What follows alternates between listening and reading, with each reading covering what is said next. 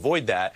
But we do have a headline for you, Che. Breaking late today, Donald Trump, after talking about creating a social media platform, instead of doing that or starting an app or a tech company or any such matter, instead he's launched a blog. It's a section of his website that operates like a WordPress blog. And so, Che, I'm not here to make Donald Trump look ridiculous. Today he's done that all by himself. They didn't need to pretend or lie that they were going to create an app or a tech platform. If they put millions into it, that would have been an interesting thing. What does it tell you that he is going straight Blogspot, straight LiveJournal, straight back to 95, baby? Well, the reality is he couldn't put it together. He didn't have the access to the kind of engineers and venture capital, quite frankly. Perhaps his friend Peter Thiel refused to help him out in that regard. He could easily have helped him out in terms of putting that together, but he couldn't put it together. Really, what this shows you is how much Donald Trump needed the platform of Twitter, how much of the conservative movement needs access to Facebook to really push their message. Without Twitter, as Franklin Foer, the writer for The Atlantic, said, Donald Trump started out as Cecil the Lion and he ended up as president of the United States. That was entirely the result of Twitter. It is something that he learned, quite frankly, when he did the birther conspiracy. And he was able to use Twitter to move that conspiracy theory and get the media to cover it. Now, nobody covers almost anything he has to say. And that will basically be true of this blog that he's putting out. It's just going to be another blog on the internet, uncovered by everybody except for a few people on the right-wing media. It's really very sad and pathetic, but that's kind of where Trump has ended up. He's just ended up as just another blogger on the internet, not the most powerful man in what was once the most powerful part of the United States.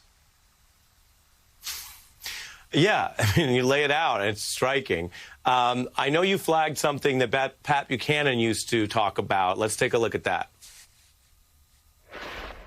It's a campaign for the working men and women of this country whose interests are being ignored and whose jobs are being sold out in these trade deals done for the benefit of corporations that don't give a hoot about the United States of America or American workers. The migration of ideas is always fascinating to chart, and some endure for different reasons. Some are labeled extreme and then become not only mainstream, but required. You argue that Pat Buchanan was Donald Trump's forefather, for better or worse. Correct. I mean, he really created this formulation of Fortress America. And he really discovered that if you combine protectionism against foreign trade, anti-immigration rhetoric, nativism, it would be acceptable to a broad a group of Republicans, mainly because while it might seem hypocritical that on one hand you favor tax cuts for the rich and deregulation for corporations, and on the other hand you're in favor of protectionism, keep in mind that 7 out of 10 CEOs are white males. 70% of factory workers are white, the majority of whom are male. What you are doing is you're creating a white male protection racket. Basically, for corporations, you're agreeing not to regulate them. You're giving their white male CEOs tax cuts.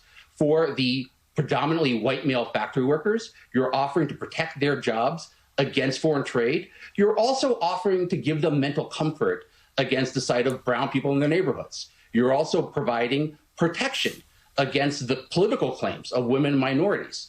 All of this goes to a white identity element that Pat Buchanan was really at the forefront of creating.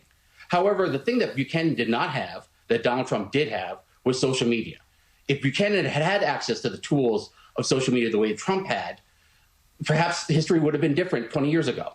It was Donald Trump, however, who used these same tools to rise.